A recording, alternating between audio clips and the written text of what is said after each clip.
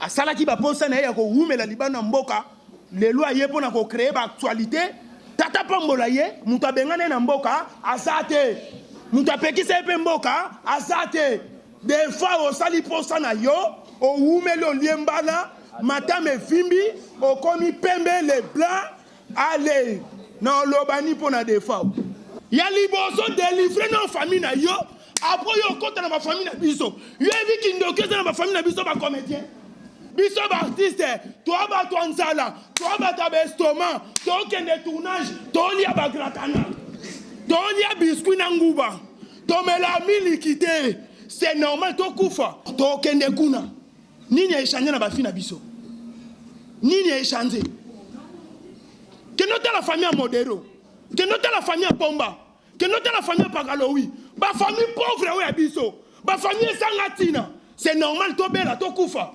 Combien de partout va organiser des prières 100 jours de prière en combat 100 jours nalimede à telemi makasi abi misabanyoka abi misaligoro abi misangubu nini chanje na mboko nini chanje mutu nyoso na mboka wa so vivre mauvais souvenir na kati ya famille ka moko na mbongo misuba na mbongo te siko mutu ana na mbongo tala souffrance tala charge bola etaye peuple congolais nyoso ndeto zabwe mutu nyoso ana mauvais souvenir.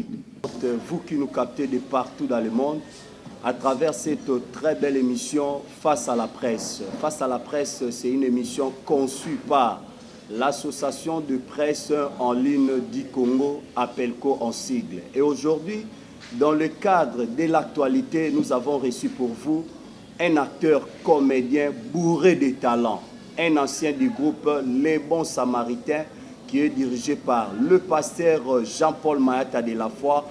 Et aujourd'hui, il s'est décidé, après plusieurs années, de faire son parcours. Et par rapport à chaque événement qu'il organise chaque année, on va parler de lui, on va parler de son parcours, on va parler de son événement. Il s'appelle le pasteur Lité Akanda. Pasteur Lité Akanda, bonjour. Bonjour Papa Junior. Bonne santé. Oui, tata na biso ya likola zobatela na sangolo na ye vraiment qui miezali.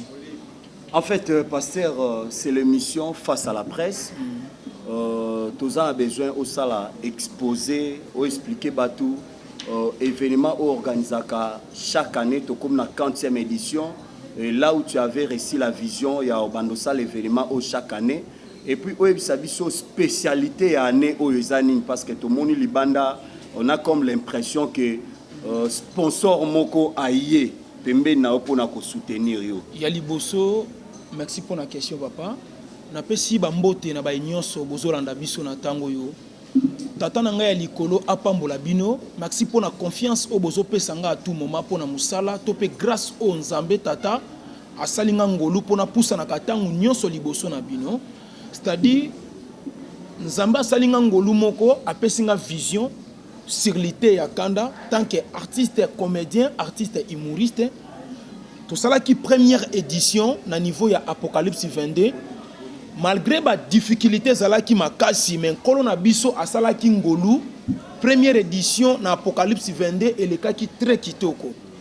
Nzamba yeko pesa biso le sou makasi to yeko sala deuxième édition na imika na matonge parce que ngaza mwana changu na lobaki te pona confirmer et si kanini Nzamba zo memanga na lobité na koko suki sa vision na ngaka na changu te na mabele na ngate pona mtalisa ke na mimona ke na za déjà grand topé place na komi na memi yango na communion nga na bota mate na communion nga na qualité Nzamba sala ki ngolo ezala ki play ya craquer batu bayaki ba manifesta ki malgré batu bazo continuer toujours ki mutema mabe na makambo yo mais Nzamba zo confondre bango pe ezo leka toujours kitoko makasi ndeto eko vanda lokola Nzambe tata zo batela biso na sala édition na nga na mois de février mois de mars mois ya ba mama na préféré ko sala ngobongo parce que na linga ba mama mingi maté na nga mingi communication na nga mingi na bundela ka sir ba mama mais natala ki par rapport ya citation ya mboka citation politique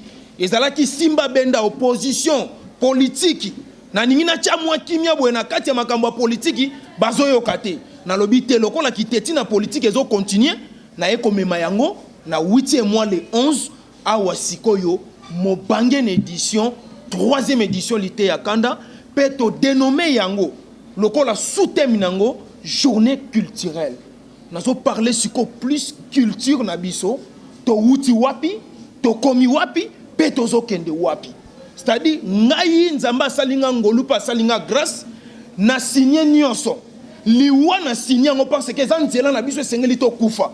Il y a beaucoup de personnes basala nzambe belé lokola ba tie mbongo liboso lokola ba tie mituka liboso bazoko kalisu côté ya culture na biso bien te bazoko kalisu ko loba bien te pona mboka na biso nenga tankelité ya kana na telemi bokoyoka nini o na bongisaki pona ko parler eza musika te le 11 awa tata na biso apambola bino nyoso. Merci beaucoup, c'est le pasteur Lité Akanda. Encore une question, pasteur.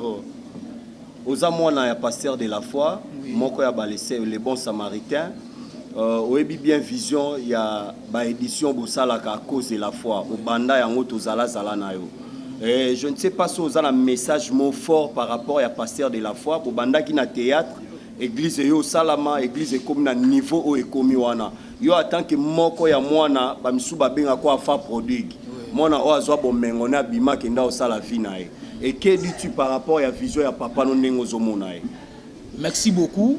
Wana za papa na ngai esengeli toto sababoti parce que bangonde baza banzambe ase nzela o biso tozoleka soki bango bazala kité moi pe biso toleka te nazo remercier papa lolenga bokola kingai pe lolenge akolisa kingai pe lelo na telema na miso abatu pe na loba batu nyonso bamona mais bosenga na ngeza boye nazo ebisa papa na ngai boye tant que mosal na nzambe mo na nzambe pasteur de la foi mo na nzambe nga na za mwana tovani na 12 ans to uti na musika benda bato nyonso baza nzinga na matoi bakomisa nga ennemi na bango te pe nazobakisa lisusu boye mombu na nzambe mosala na nzambe bazongisa relation ya bien na bajournaliste nyonso bayambanga na bemission tous les journalistes bayambanga na bemission bazobenga nga banda toyamba yo papa na yo alinga lisusu koyamba biso na batelefone te pe alinga lisusu koyamba biso na bemission te nde nasengi papa na nga zongisa relation ya bien na ba journaliste nyonso o ba yamba ngai soki pe ba bengi yo ba continuer ko yamba yo parce que le Louis makamose ya kobeba makasi une fois na mona yango déjà Nikleti lelo na antenne atangu samba longwaki azokende ko senga esobe nzela po yamba samba siko mboka ngo tozokende wapi mutu soka za na grâce na ko évoluer te ba tata ba papa toto sakabino po bino nde batu bo fongola nzela bo fongolela biso pe bana mitema tika na pesa bambote pa ya mbali osombo nenga fongola motema na ye mobimba pona briefi la merveille tata pambola biso. Merci beaucoup. Ma question monsieur etikali tanto pesa presse bandeko bazali maloba akuba koloba yango. L'actualité est dominée par la mort. Donc obengango inopiné parce que ça brisque ya mama Solange Mindondo za moko ya ba icône oyo ebipe bien. Yo attend que moko ya artiste et comédien tu ne vois pas que bakundi et samedi dimanche yo te événement na yo ba o traité yo ndenge nini yo attend que moko ya bana pe oyo Mindondo ay bay malamu. Merci beaucoup vraiment na koko senga ta 1 minute de silence pour na maman nga Mindondo pour ete na nzela ba mama biso nde toza o tozali. Merci.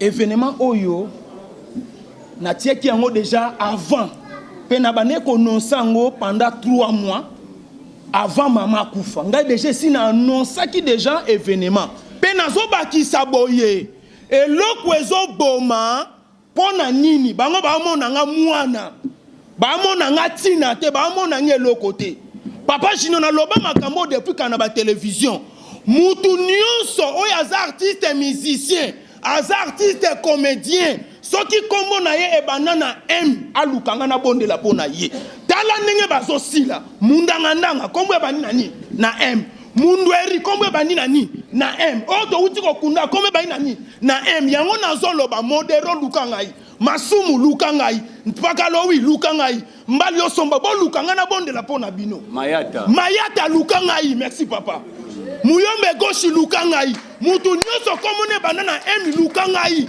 na bonde la pona yo ko tembete boniko. Merci beaucoup amis internautes. Là je cède la place à la presse. Tozo le kana série de 3 questions. 3 personnes vont poser question et puis le pasteur Lité Akanda va répondre. Le pasteur Lité Akanda pour la parole. Moi, Dimitri Bongania, vice-président à Benko, DG à Bongana Média et puis coordinateur et à Africa Média et puis administrateur à la chaîne EBD YouTube pour la coordination. Voilà, merci. Pasteur Lité Akanda, question de Rézabou. La mémoire avant la côte dans mon affiche nayo, mais mis cercueil. Il y a une autre entre cercueil au menu la culture na biso. On a question du bosso. Il y a mis balai.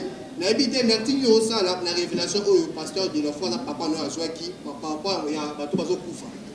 Alobi qui a une révélation, bon révélation que vous pas ya na biso chocolat atindeke voice et puis à côté ma bonne la moulay qui les a bien en solo que bato bazo kufa.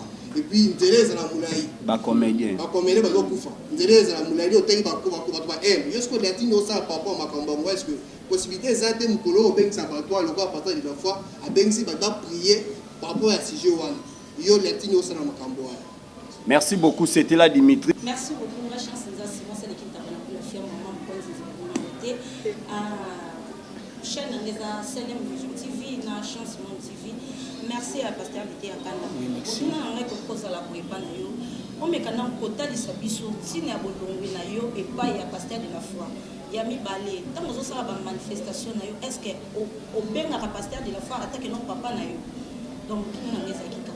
Merci. C'est Fils KBA, moi la batata, BM5 Télévision et coordonnateur à New Congo TV. Question en gars, il n'y a pas Neko héritier, mais dans le cas on a félicitations quand même pour ça, nous sommes là. C'est pas facile d'organiser l'activité et puis on va dire à niveau court. Mais question en gars, tout le monde vous allez dans le groupe Les Bons Samaritains, vous avez une relation avec le pasteur de la foi. Awa Polobi tout à l'heure, Obi, il y a un papa na yo, il y a un problème qui est sur la très bien. Mais tu dis pourquoi que l'on a yo, on peut ça comme on a groupe, on peut ça mon fait soulever. Merci beaucoup. Pourquoi à zone de la culture, mais ma fiche est un cercueil. Merci beaucoup. Pourquoi on a mis cercueil? Na yebite. Nanyo akoboya cercueil. Ozoboya ngo na misu. Mais l'obita mutokotia on a katia cercueil. Okoboya yango te, oko respecter yango. C'est-à-dire, na ningi na parler nini, na kobimisa nyonso te po, soki na bimisi nyonso eza loko l'événement et sili. Ce qu'on a na posa na sili c'est événement na ngai te. Parlant na ko parler moment ya cercueil, nini se pasaka na tangu ya cercueil, na bombi pe na kobimisa ngo mukolo wana.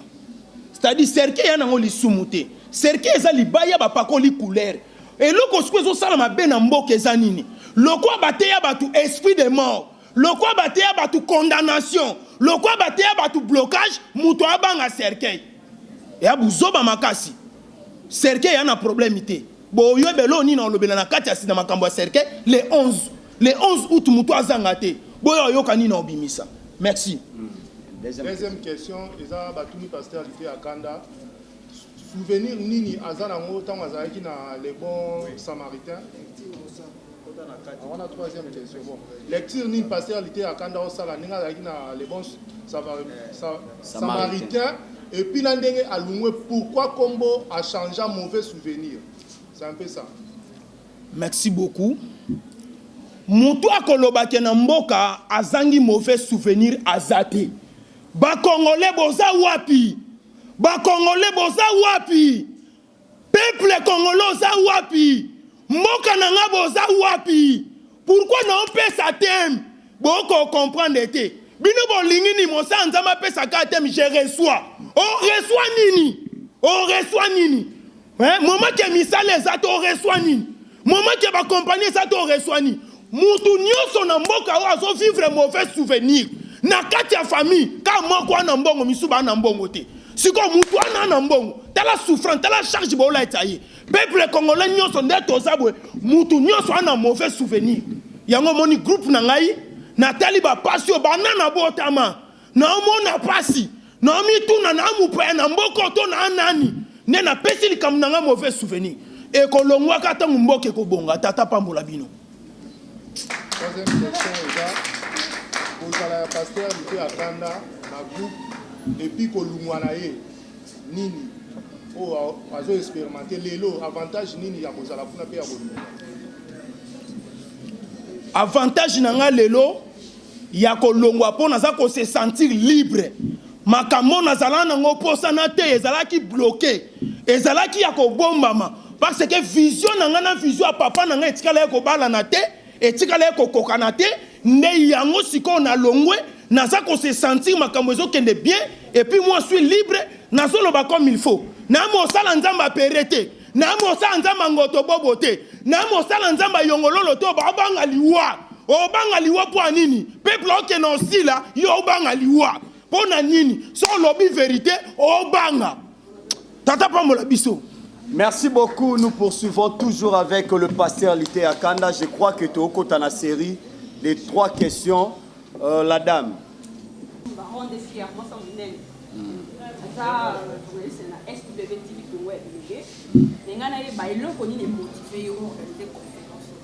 Qu'est-ce qui va vous motiver en premier? Et ma deuxième question, tant que temps on a le titre influence, comment se fait un mauvais souvenir là? Pourquoi la négativité n'est pas là? Répondre à la question. Répondre à la question. Il n'y a pas de chose dans notre partie. La coordonnatrice est à propos de ce que je fais. Pasteur Lité Akanda, question dans les années, na groupe na yo, mauvais souvenir. Est-ce que là on sait la casting na yo? On se rappelle tout un côté que sa pasteur de la foi a joué. Deuxième question, c'est qu'il faut une ligne pour nous faire sa pasteur. Comment on a pasteur Lité Akanda? Qui d'autre? Troisième question. Et là, on est motivé à la conférence. Et là, on est motivé à la conférence. Et là, on est motivé à la conférence. Et motivé par les caméramen. Et motivé par les journalistes. Et na remercier bino, na féliciter bino. Bino ne bateau pour comprendre. Lité Akanda Zanani a mis message nini na mboka. C'est-à-dire, et là, ils ont motivé à la conférence, et ça pour la 3e édition, Lité Akanda. Et puis, tant qu'il y a une édition, il y a les 11 éditions, 3e édition, on peut sentir différence. On peut sentir Lité Akanda à une matière solo. On peut sentir Lité Akanda à un peuple congolais. On peut sentir même tribalisme. Merci. Deuxième question, mauvais souvenir na yo ezani na ba titre au ça va au contraire par rapport il y a mauvais souvenir. Nana ta loba makambo esengote. Nana ta loba makambo esengote pour na vivre na ngape sengwangote. Na yo kape sengwangote. Bino biso bo sepela na makambo ngana o sepela na ngote. Boni boyeko ba ko sabiso na ba felina. On a ki otala ba felin papa. Quand tu as la bafélin, ça m'a bêté. Mais tant que tu as la bafélin, faut y aller, on loba, pour n'amboka na yo telema. On fait le wana lobitanga comme on fait le. Yeba banaka ko sali sa bafélin, on fait le wana le loa sa mwana. Loba ko comme mutu. Fois ça la musala, abo tabana, abo ko la bana. Bazo flatter bino bozo yeba te. Mauvais souvenir et ça peuple congolais nyonso. 95% ba vivre ba mauvais souvenir. Na makamu na ngana ocha titre bien te ocha je le reçoit ozwani na reçoit bilangezate ana fermete ana mbongo te ba misuba bimisa batu mbongo na nzoto mbongo wana bimisa ngona nzoto sala biso banka ba chrétien boni boyeko to ana mauvais souvenir ba tchaki pe motema na église ba su ba déception lelo ah tablo papa mana. Troisième question, ça va tout la pasteur Lité Akanda. Kozala na pasteur, eza donc to eza ka yemoko comme pasteur. Et puis pour to souki ça va tout ni pasteur Lité Akanda. Na bédition nyonso o ele kaka, et lo ni na o retenir et puis pourquoi ça la rango. Merci beaucoup. Na botama artiste. Na botama na batala kati na ngai. Naza éducateur ya mans. Naza éducateur ya buzoba te. Na banga pe mutute po achelinga mbongo ngana changer scénario na ngai. Markaki déjà que attitude na ngai na ko telema et komaki mabe. Kolongwa na ngai yango wana. Papa question nini? Et puis moko atunaki au sala ka bédition pona ko merci. Wana za papa soki azala kitenga na koko bimate bozo remarqué te nga nazo sala ba édition na nga te pona ko se comparer na nga na papa sala ka ye na ba terrain bolandaka pe makambo mususu na ba terrain na zelu na poussière to silisi to beli barim oya nga na ocha na salle na VIP mama ko sekate ko to beta na we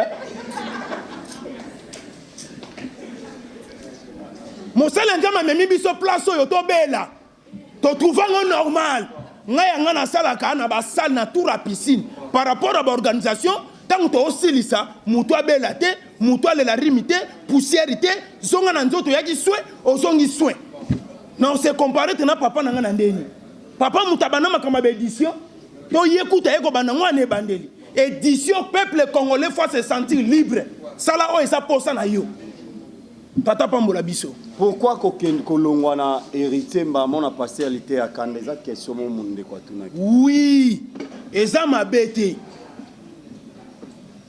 lelo to komi ko monango batu nyonso batelemi awa ena mutu apesi kombo ya botama nango na ndako azate bamambweni baza bapesi kombo ba Brenda balukurusuda baza bapesi kombo banani de la presse c'est comme ça mutu nyonso nenga kola kana vie tata pesa kinga héritier ya famille na eko fana na comprendre que ça comme ba faible ba master